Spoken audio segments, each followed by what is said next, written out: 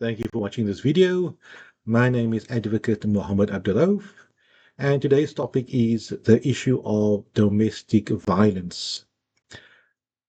I received an email from a lady specifically stating that her boyfriend has been sending her funny messages, insulting her, embarrassing her, and at the same time, in the past, he has also lifted his hand at her. So he was physically assaulted her. I never received much information regarding that, but she wanted to know what can she do to protect herself from this happening in the future. The long and the short of the matter is no one has a right to emotionally, physically, psychologically, or in any way abuse you, despite you being married to that person being your parent, your brother, your sister, your child. There is no right that that person has to perpetrate domestic violence on you. Today's video, in short, is to explain to you in a very layman's term what domestic violence is and what you can do to protect yourself from being a victim of domestic violence. In short, domestic violence relates to emotional, psychological, physical abuse, harassment, and various other types of abuse between people who are in a domestic relationship. That's very important to note. But the long and the short of it, it applies to husband and wife, girlfriend and boyfriend, even former relationships that the parties may have had. So your former fiance, your former boyfriend, your former partner, your former husband, and so on. It applies to all of those specific scenarios. There had to be a domestic relationship between you and that specific person.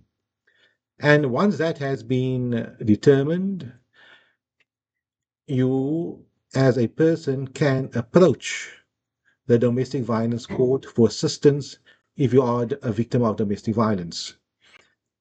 Basically, what you do is you approach the domestic violence court in the area where you reside.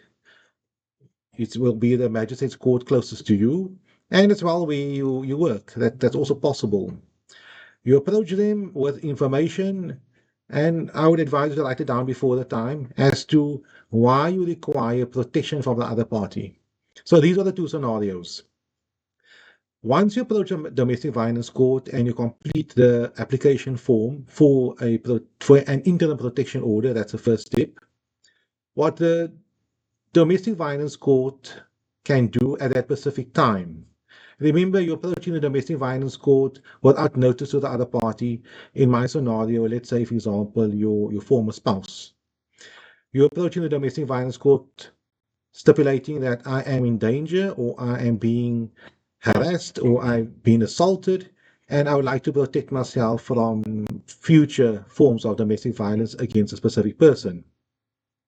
You complete a document, you stipulate why the matter is urgent, the various incidents of domestic violence that took place, more recent ones, more ones that were far long ago.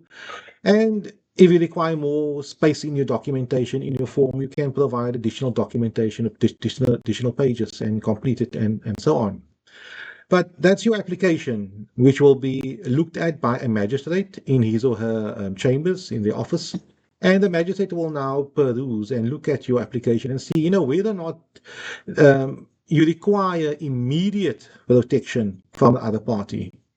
And if the magistrate can see, this is a serious matter, the other party is violating your rights as an individual for protection, the magistrate will grant an interim protection order with immediate effect, meaning that the magistrate will stipulate that the other party is not allowed to commit any forms of domestic violence as stipulated under the interim protection order. For example, he or she cannot emotionally, psychologically, and physically abuse you.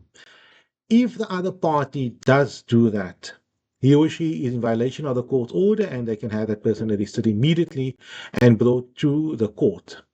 So that's one scenario where you apply to the domestic violence court on serious allegations, or at least the domestic violence court magistrate believes the allegations are quite serious and they grant you an interim protection order. Now, on the interim protection order, there will be a return date, a date whereby you and the other party will have to reappear at court, where the court will listen to the other party's side.